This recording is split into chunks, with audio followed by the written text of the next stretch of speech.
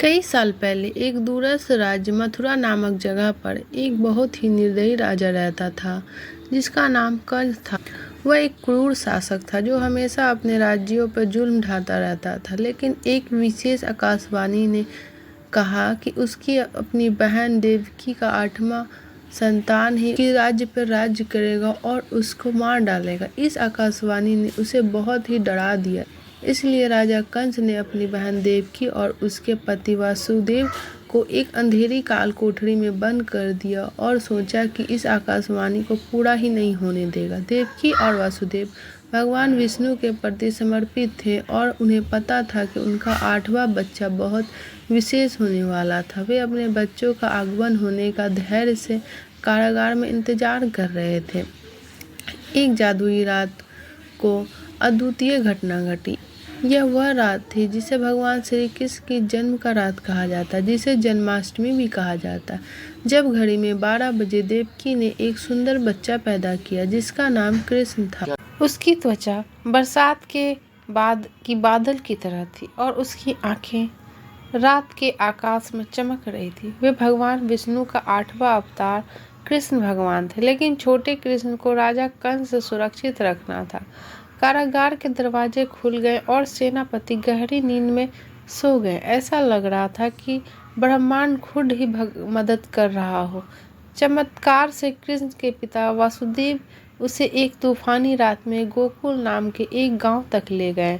वहां उसे एक बच्ची को पाया जिसका नाम योग माया था, जो यशोदा और नंद के घर पैदा हुई थी।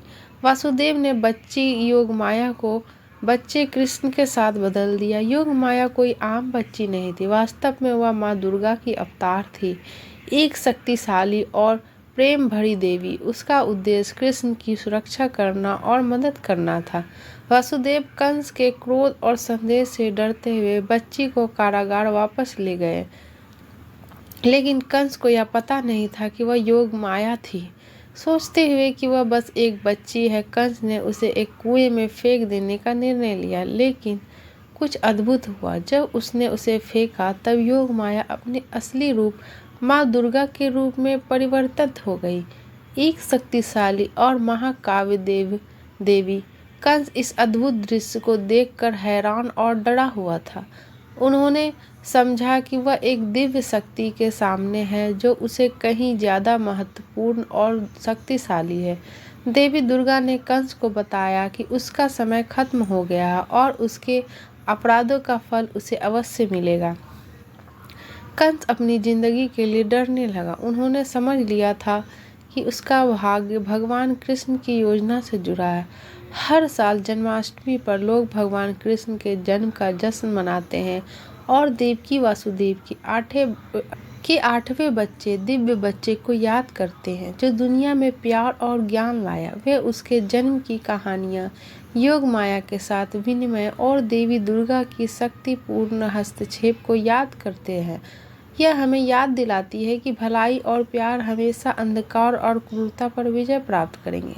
भगवान कृष्ण के जन्म की कहानी, योग माया के साथ विनिमय और देवी दुर्गा का दिव्य हस्तक्षेप जन्माष्टमी पर बड़े श्रद्धा और सम्मान के साथ मनाई जाती है।